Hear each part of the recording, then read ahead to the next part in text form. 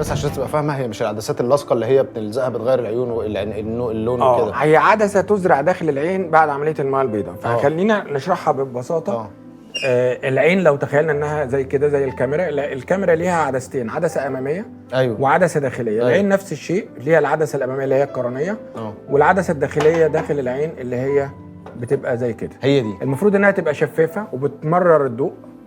طيب معلش يا دكتور، هي العدسه دي اللي حضرتك بتعملها اللي هي بتتعمل في العمليه؟ بس هي على اصغر بقى كتير يعني. دي ماشي انا فاهم قصدي، انا عارف. طبعا. هل دي واحده لكل البني ادمين؟ لا طبعا بتختلف المقاسات فيها، على ان انا بصلح النظر كمان معايا. فكل عدسه وليها مقاسها وليها الدايمتر بتاعها وقطرها وكل حاجه، وفي انواع كتيره من العدسات.